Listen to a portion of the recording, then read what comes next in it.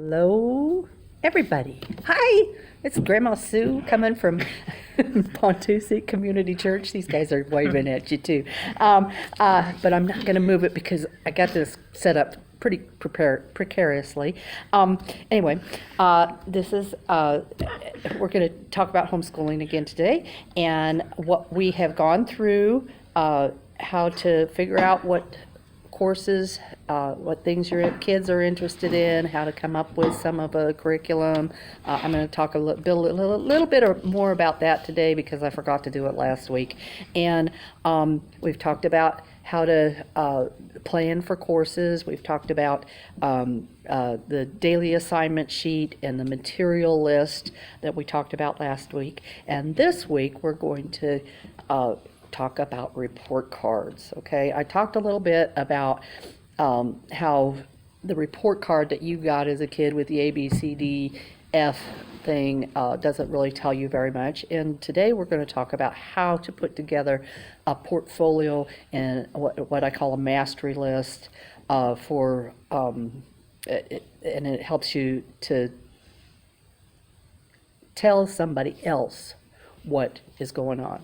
Now, the first thing I want to talk about is how important report cards are. Most of us are terrified because those things were like God. They were held up over us. If you don't get a C or if you don't get an A, you're not working up to your potential, you know. And we were given, okay, if you get an A, you get to go to, you might get $1, or I mean, it was such a huge thing when we were kids. But I want you to think about this for just a minute. In all the jobs that you've had since you left school, how many of them have asked to see your report cards? 0 is right. Absolutely. Okay? So, while this is important, it's not the God that it's been made out to be. Okay? It is important. And the reason why it's important is because if someone says, well, that person isn't educating their children, then, and you have to prove it, okay? You've got this, okay? That's the only reason. The only reason. As a matter of fact, if you put your child back into school,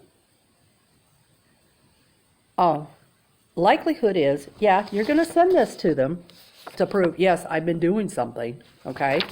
But they're not going to look at it. They're not going to pay a bit of attention to it. I have sent kids back into public schools that I have taught, and what happens is they wind up taking a test, and that determines where they're going to be in school. Okay? That every time, every single time, they don't look at this stuff. They don't care. Nobody does. And when it comes to college, you know what they're going to? They don't look at report cards anymore. They don't look at report cards or grade. It's like the the grade. What you call it, 4.0 or 3.0 or whatever average. That's like a tiny minuscule part of what they consider when you're going into college. Okay, what they really consider is that SAT or ACT test. And they look at the extracurricular activities. And the reason they look at those things is because that tells what the child actually knows, okay? And the extracurricular activities tells them whether or not that kid is motivated to do something. Most kids who come out of school have been so controlled all of their lives that they have a difficult time with college because nobody has taught them how to manage their time. they've been told what to do from the time they get up until the time they go to bed. And they don't have any time management skills. So in extracurricular activities, a lot of times are an indication that a child has some time management skills. Okay, because he's got to get there. He's motivated to get there on his own. Okay, he's not forced to go. Okay, so that's what they're looking at for colleges. Not this, not that report card, not that A, B, C, D, E, F, and it won't be on this either. Okay, this biggest reason is if you need to prove it. Secondly, it's great for resumes. Okay, if you need to have a resume, you could say, okay, look, I know how to do this, this, and this. You know. And this is a reference. You're not going to give this to an employer, but you could say, okay, I've read over this many books, or I've watched this many movies. Oh, I know a lot about movies. I can be the manager of that movie rental place, you know, because I know so much about movies. And I've got it documented about how many movies I've watched, okay? Or I'm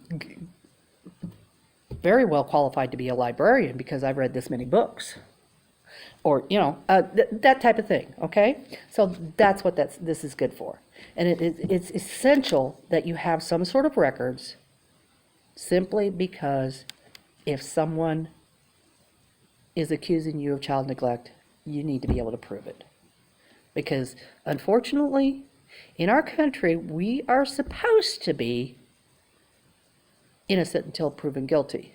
But when it comes to children, no, we're not. We're guilty until proven innocent. That's all there is to it, okay? So protect yourself, okay? All right? Now, what I do with course completion records is I will take this materials used list and my goals sheet that we talked about earlier, okay? This one, all right? And the other thing that I do is on your daily assignment sheets. Let me look here. I don't know if I have one right here. Okay, down at the bottom. No, that's not. Here. Right down at the bottom here, I make sure that I write notes about everything we did that's maybe not on the materials list. Okay, so that I'm able to put them on these course completion records, okay? And the course completion records, you want to do, if you can do it monthly, update it monthly, that's great. But at least every 3 months, okay? And what I do is I say, okay, we read and journaled Psalms to Psalms 35, okay? We read it, and then we wrote about it. We memorized the Old Testament books. The scriptures, I put down the scriptures that we memorized. We memorized the New Testament books. Well, we're still working on that one. See, I put what we did and the date it was complete, or still working. We're still working on that one, okay? And I go on. And then math, I do the same thing. Assignment or skill, count bys to 11, and the date that was learned, okay? Reads traditional clocks, and the date that was learned, okay? Rounds to the nearest 10, 100, and 1,000, and the date that was learned, okay? If they're not finished learning it yet, that was one of the goals, and they're still working on it, we put still working. And I do this for every category. I do Bible, language arts, math, science, social studies, art, music, whatever, okay? Now, so basically that's what I do. And then if they're in high school or you need to keep track of the hours that they've done stuff, then you would also have a column for that, how many hours you put in each subject, okay? So basically, that's all that is. And it's a lot of work. It's probably the most work that I do when I'm teaching kids. And I don't do this for teenagers. I make them do it themselves. I help them, okay, Yeah, until they know how to do it. And then I check to make sure that they did it right. But they're old enough, they should be able to do this for themselves, okay? I do it for little kids. Starting around 10, I involve them in the process. You stand right here and do it with me. 8 to 12, depending on, different kids have different levels of ability, okay? You stand right here while we're doing this and you help me. You figure out, you help me. Tell me what materials you read. Read it to me so I can type it while you're doing it. And as they get a little bit older, I'll read it to you, you type it, okay? Eventually they should be able to do it on their own with you just looking over it and make sure that they've included everything, okay? So that's what that is. It's very detailed, it's a lot of work, but that's going to take you an hour or two per child per quarter, at the most. And when you get your, like I said, with this, when you get your child up to where they're reading and writing on their own, and doing basic math on their own, it's not going to take you more than 10 or 15 minutes a day with each child, as far as you working with them, okay? When they're younger, yeah, it's going to take longer because you've got to teach them more than what you do. Okay, so now we're going to go into curriculum sources, okay? I touched on this a little bit before, but I want to make sure that you understand that you do not have to go out and spend a ton of money, okay? You don't have to go out and buy an expensive curriculum. That's one thing that I did when I first began, and that was the only thing I knew to do.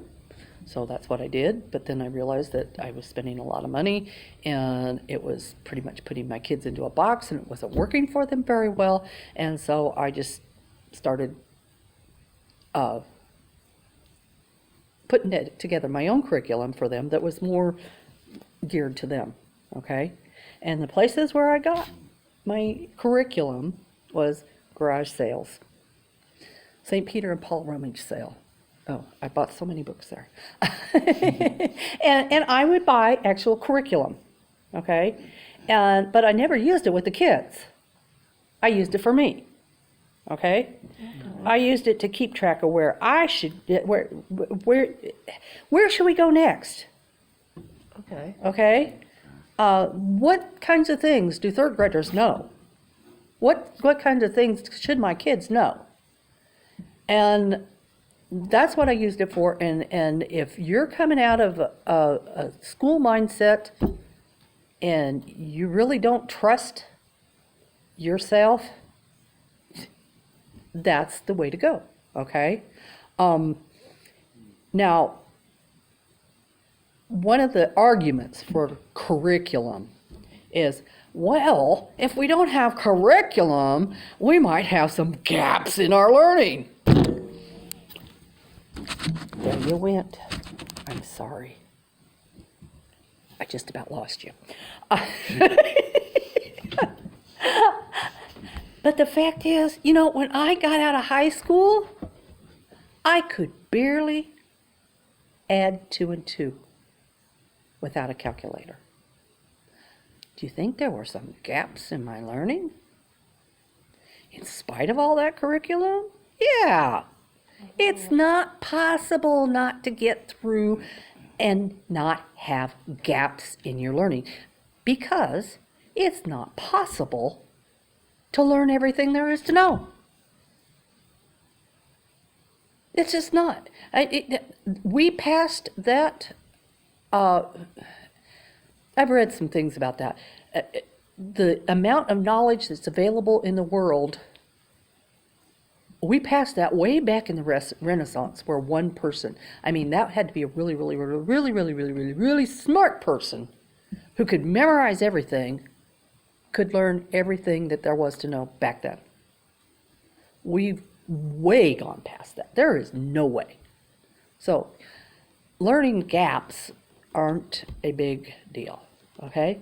You need to teach your kid what your kid needs to know to function in this world. And that's different for every kid. My son, my older son, needs to know how to put a building together. He needs to know the algebra and the higher math that works with that. My younger son needs to know how to back a trailer. My daughter needs to know how to put two pieces of material together and how to measure, okay? And each of us needs to know different things so that we can all contribute to society, and when we all come together, then there's no gaps. But there's always going to be gaps in each individual of us, because we can't know everything. We can't do everything. As much as I try, I would love to know everything and love to do everything, but I can't. Okay? So don't worry about that with your kids either, okay? My second curriculum source is the library. You can go in there. I really, really prefer real books, okay? Mm-hmm. You know, rather than a science curriculum. She did it to you now. Rather than a science curriculum, let's go get a book on Thomas Edison and find out about how he made the light bulb, okay? Or let's go get a book about, just anything, okay? Let's read literature, real books. Read a mystery book.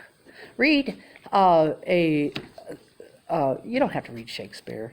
It's cool if you do, but you don't have to.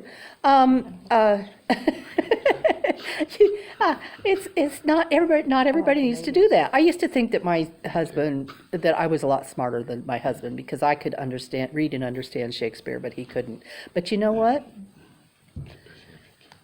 After watching him for several years, I realized that, in a lot of ways, he's a lot smarter than I am. He knows the depth to put a seed of corn. I have no idea, He knows all sorts of things about genetics of animals and about plants. I don't know, He knows all kinds of things about history because he loves to watch history shows that I have no clue. I have a lot more clue than what I want to sometimes because he watches them all. But, anyway, but, he's an amazing man, and he's got until recently, he's been sick and it's hurt some of his brain processes. But for years, he had a almost photographic memory when it came to anything he heard. If he heard it, he knew it. We live 4 hours away from Des Moines, but he always listened to a Des Moines radio station. And when we go to Des Moines, he has no problem getting around Des Moines. He knows exactly where he's going.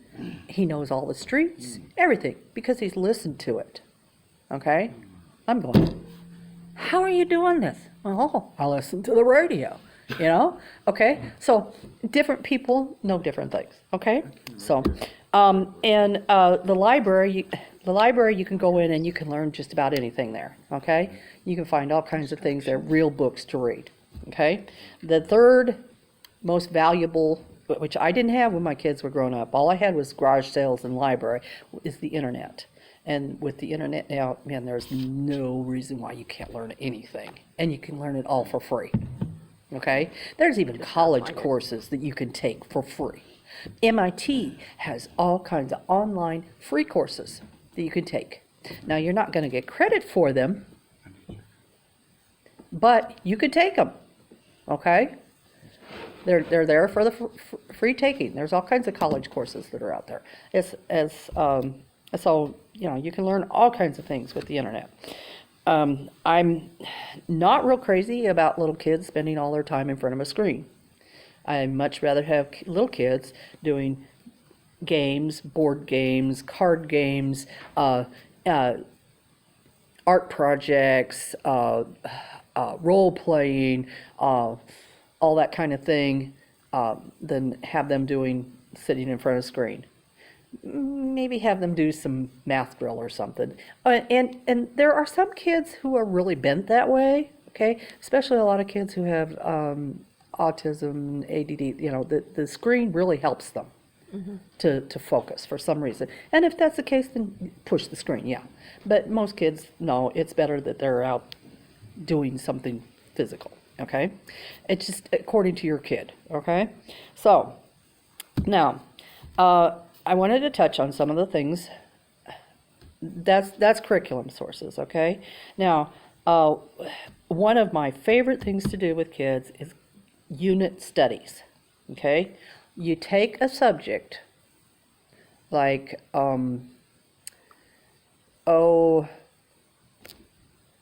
she's got the book Charlotte's Web here. Charlotte's Web, a lot of that has to do with county fairs.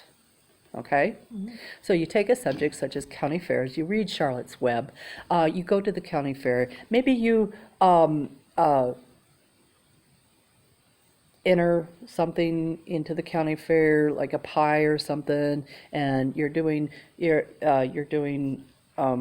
things like with making the pie, you're talking about how the chemical changes from the flour, making it into the bread, how heat changes the chemical structure, and you're doing measurements, which is math. And then you go to the county fair and you look at the different exhibits, and you've got social studies, art, math, all kinds of different exhibits there that they can learn from. You pick 3 or 4 of them and you say, we want to do this ourselves. Okay, and then you study the history of county fairs. There's just a ton of things that you can learn. Okay, during county fair time. All right, or maybe you want to study the stars. Okay, with the stars, you can study the constellations. You can study the stories behind the constellations. You can study, you got science, you can study about the relationship between the Earth and certain stars, how far it is, and make comparisons of that, between, okay, I can't remember exactly how much, but if you went around the Earth so many times, you would, with a train, you would go the amount of distance around the sun, things like that. And you can bring in language arts, social studies, math. You can make a painting of a constellation, an art. You could go on YouTube and find some videos about stars and sing some songs. That's math, science. You can, or music. You're doing physical science there. You can pretend you're a star and jump up and down. The PE. You can. You just bring all kinds of different subjects into it, okay? And that is something that kids are going to be excited about. They're going to learn about it more, and they're going to retain it. Plato said, I think it was Plato, that forced learning doesn't, I can't remember, I had it the other day. I haven't written it down, I'm sorry. But basically what he said was, if you're forced to learn it, it doesn't stick. That's true. Okay? How many of you have taken a spelling test, and a week later, you couldn't remember how to spell stuff on it? How many of you remember what you learned? Well, have you ever watched the show I'm Smarter Than a Third Grader or whatever it is? Fifth grade. Fifth grader. You know, this is what these kids are learning. But most of us adults don't remember all that stuff, you know? I watched it once. But if you learn, if you're interested in it and it's presented in a whole way, you're going to learn it better, okay? And different kids will do different things with, you know, you can have a unit study as a family, and maybe one kid's going to do that picture of the stars, and the other one's going to make a mobile of a constellation, and the other one's going to write a report, you know, and each one of them is going to do what they, how their mind works, how their interest is, and you can put it to have each kid individualized, okay? All right, so, all right. Now, the last thing that I want to talk about today, no, it's not the last thing. Okay, I got a few more things, okay. One thing I want to bring up is grammar. I never used to teach grammar. When I was a kid, I went to these progressive schools that did not teach kids how to, I mean, we learned about nouns and verbs, but we never diagrammed a sentence. I never diagrammed a sentence in my life. I didn't know what I had no idea what a direct object was, and kind of had an idea what a preposition was. And I was a good writer. Personally, I believe that good writers are good writers because they read a lot, okay? And they write a lot. That's what makes you a good writer, not diagramming sentences.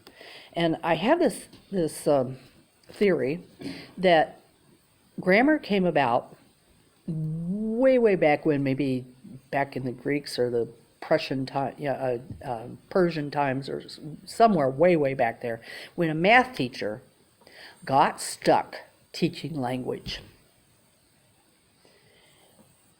And I have a friend who's a math teacher. And I told him this years ago. It wasn't your dad. No, it's another friend.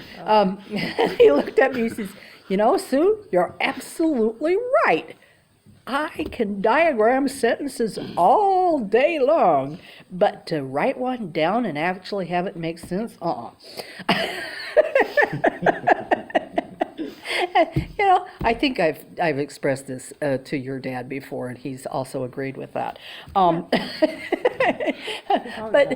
I do, I didn't teach my kids grammar, my kids, because, you know, I didn't think it was necessary. I don't think it's necessary now. But I have chosen from, when my older two decided they wanted to go to high school, they were subjected to grammar classes.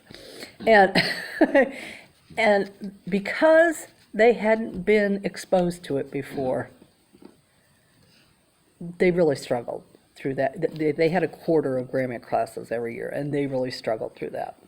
So in order to keep other kids from going through that, when I taught other kids, I had to learn all this garbage. But no, excuse me. And I taught it to the kids, not because I thought it was necessary for them to learn to write, but because if they go to a high school or a college that does this, they should be exposed to it, okay? So have pity on your kids, make them do it, okay? All right, now, some of the things that I wanted to touch on, science. We talked a little bit in the unit studies about all these things, okay? With social studies, there's a lot of great things that you can do. A girl who's interested in fashion can draw and collect pictures of clothing from different eras, and she can try to make costumes and stuff like that. A boy who's interested in war can draw battle plans from famous battles and watch all kinds of documentaries, things like that. You can read books, have puppet shows, reenact things, draw pictures, make dioramas, write papers. There's just all kinds of things you can do. You can even do history from TV. Animaniacs. I don't know. It's kind of an old show, but you're going south on me again. Animaniacs. Sit down and watch that with your kids, and there are so many things that are references to historical things. Make note of a few of those things and use it as a jumping off point to go and look at what those things are, okay? Rocky and Bullwinkle. My husband loves Rocky and Bullwinkle. All it is Cold War propaganda, and almost everything just goes right over the head of kids, okay? But there are so many little innuendos and stuff in there, and you can point those out while you're watching that with your kids. Oh, he's talking about this that happened, and they're making fun of this person, and things like that. Hogan's Heroes, another thing, World War II satire. I know a lot of people who have based their entire science curriculum for a year on CIS. Or CSI. What is CSI? Yeah, and they look at the things that they're doing in CSI, and they're going and see, okay, is that actually something we can do?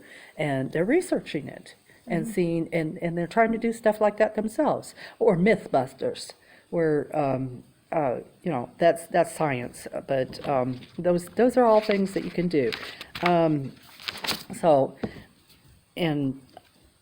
I love Magic School Bus, Sid the Kid for science. You can go out and you can collect bugs and leaves and draw. One of the things I'm doing right now with Kathy is we're going out and when we're out on our walks, we take pictures of bugs and then we go home and we identify them on the internet. You can go to museums, you can create charts to track the weather or your BMI or all kinds of things. One of the things that my kids did is we farmed and we raised chickens and pigs and such, and instead of dissecting a frog, we just went out and butchered the animals, and I would never go out before the animal's head was gone. But we would go out and we would look at what intestines looked like and what the heart looked like and where it was located and things like that. And as we were butchering, and one of the things my kids discovered, well, it wasn't my kids, it was some kids that I was teaching later. They discovered that when you took the chicken, this is really gross.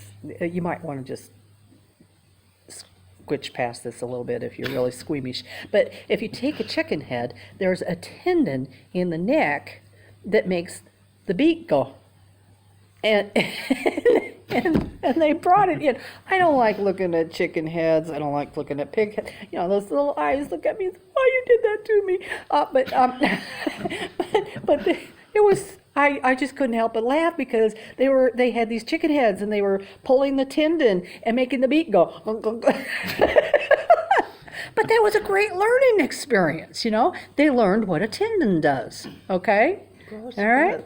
So there's all kinds of ways you can learn, okay? When your kids washing their hands, talk about germs and how the soap breaks up the dirt and helps the water get off, okay? All kinds of things like that, okay? You can talk about levers when you're using a wheelbarrow or on a seesaw, okay? Those kinds of things, okay? For PE, when I first started homeschooling, I was thinking, how in the world am I going to do PE? I don't have enough kids for a baseball game. I've got 3 kids. I can't put together a football team or anything like that. But I got to thinking about it, and PE, the reason for PE is because schools recognize that children need to move their bodies, and they need to learn to move their bodies and take care of their bodies before they're able to learn anything else, okay? And one of the things that we have problems with right now is we got a lot of kids who don't have any core strength, and they don't have the coordination to do things because they're sitting all the time, and because of that, they're not able to learn because their brains aren't functioning right. You got to do those things to get before it's a foundation for learning. You got to be able to do those things in order for you to be able to learn, because otherwise the two halves of the brain don't connect right. Mm-hmm. Okay, so I got to looking at what my kids were doing, and they were outside all day long. They were climbing trees. They were climbing ropes. They were running. They were riding their bikes, and we burned wood for heat. So they had a lot of weightlifting, you know. So I just started writing all that stuff that they were doing. You know, they're picking up sticks and they're just doing all this kind of stuff, shoveling snow, raking leaves. Okay, you don't need to have a formal PE curriculum. Just write down what they're doing. Okay, and yeah, if you can get them in a dance class, great. If you can take them to the Y and have them on the swim team, fantastic. Okay? I couldn't afford any of that stuff. And you don't have to spend a lot of money on that stuff because it's not actually necessary. Now, if your child is really bent that way, you know, if they really like gymnastics, you might have an Olympic. You know, it's worth investing in. Okay? But don't feel like you have to. Okay? Mm-hmm. All right? So, health. Health is one of the things that Illinois requires that private schools teach.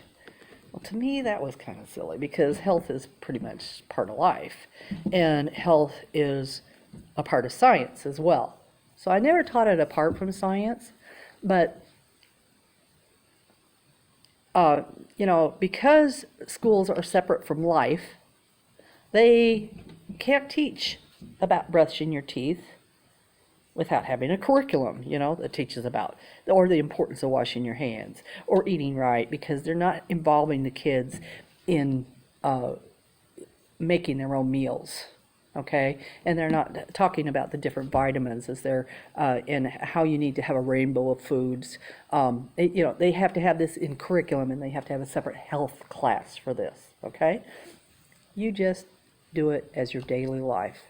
Make notes that you've talked about this, okay? And there's lots of TV shows that talk about health, or on YouTube. You can get all kinds of stuff that teaches about that. When you go to the doctor or the eye doctor or the chiropractor, read the stuff that's on the walls.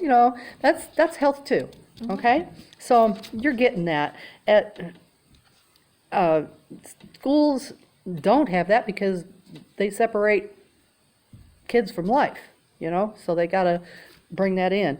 Same thing with physical education, they need to bring that in. You as homeschoolers don't have to worry about that, okay? Home economics.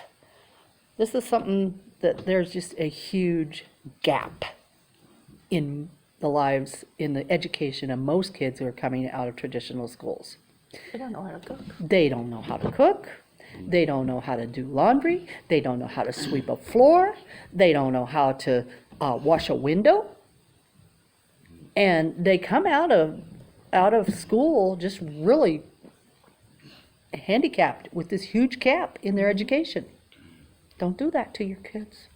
It takes more time and more effort on your part to teach them and have them do it with you when they're little, But once they learn it, it's an investment for you, okay? Once they learn it, they're going to be able to do it on their own, and you're not going to have so much on your shoulders, okay?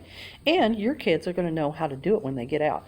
I remember when I was a young woman, and I moved out of my home, and I was living in an apartment, and downstairs from me there was a guy that worked with me. Oh, we weren't romantic or anything, we were just friends, but he was in his late 20s, and he had, in order to get his laundry done, he had to drive 100 miles home to have Mama wash his laundry. And one day I went down to visit him, and he had been away from home for 3 days to go visit Mama to get his laundry washed. And while he was gone, his refrigerator broke down.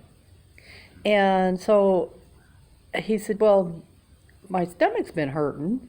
I threw out a lot of the stuff that was in the refrigerator, but I figured I could keep this and that. And I'm going, it's no wonder your stomach's hurting. You know, he didn't know. He had no clue. And then one day I went down there and he was doing dishes, and the water was black. Ew, black. And he thought just because he was using hot water and he had some soap in there that was okay.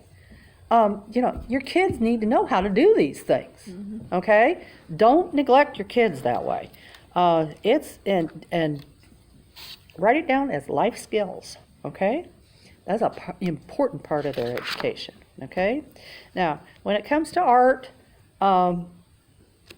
you're already thinking like a homeschooler, right? Art is simple. Art is that diorama that you did for social studies. Art is the craft that they did in Sunday school. Art is the drawing that they did for you and put on your refrigerator, okay? If they are really interested in art, great, get them some art books. Put them on YouTube and learn how to draw, okay? But you don't have to get all crazy about it, okay? You can study the life of Beethoven. That's history and art. Music, okay? Or Van Gogh, you know? You can get books about these guys and read their biographies, you know? All that is art. Puppet skits, role-playing, community theater. Do you have a kid who likes to do graphics on the computer? Minecraft. Ooh. You know, you're building an art. I mean, that's a art on the computer thing. So just observe what they're doing. Write it down. Did they make a sandcastle on the beach today? Oh yeah, that's art. Okay. Yeah. Okay. And music the same way. Voice and music lessons are great if that's what your child wants. But you can still count. Yeah, if that's not what they're into, count praise and worship at church, or Singing you know, in the call. learn some. One of the things that I like to do is learn scripture songs like the Lord's Prayer, and get the music for it. There's several different, and learn one of those songs. And as far as scriptures, there's all kinds of Jumpstart the week. music videos that are just scripture. Jumpstart the week. Yeah, you can just get music videos, go on, and any memory verse that you want to learn, go on YouTube and say, okay, put in that 1 Corinthians 13 song. You'll come up with something. Yep. Okay. All right. Go for that kind of thing. Okay. You don't have to get. I mean, you know, if you're doing rhythm games, if you know, all that stuff is music education. Okay. So, all right. Now, let's see here. I think that's. Oh, well, I want to show you one game that I love. I don't often spend money on stuff, but there's a couple of games that I have used that are 100% worth the money. Rummy Roots is one. What it is it's got, let me see here. It's got the, I'll open up this one. It's got by. By means two in either Latin or Greek. I'm not sure which, probably. But when you learn these Latin roots, then when you come across a word you don't know, a lot of times you can kind of figure out what it means when you know the Greek and Latin roots to the, because our language is based on Greek and Latin for the most part. Okay, it's got some German and some other stuff in it, but it really helps. The reason why I first looked at this was because my mom always said that everybody ought to have to learn Latin, because she learned Latin when she was in high school, and when she went to nursing school, it made everything so much easier because she already knew what all the words meant, because medical stuff is all Latin. Okay, and I thought, well, that's a pretty good idea. So I got this Rummy Roots, and I'll put it in a link for it in the comments, so that if on my Facebook page, if you want to buy it, and it will, if you buy it through me, through my link, I get a little commission off of it. So that'd be really cool if you do that. Okay, so and next week I want to talk about math. And it might take me a couple weeks to get through math, and then we're going to do high school, and that may be about all, I'm not sure, but that's probably about it. But I'm almost to the 47 minutes, so I need to say bye-bye, and we'll see you next week. Bye-bye.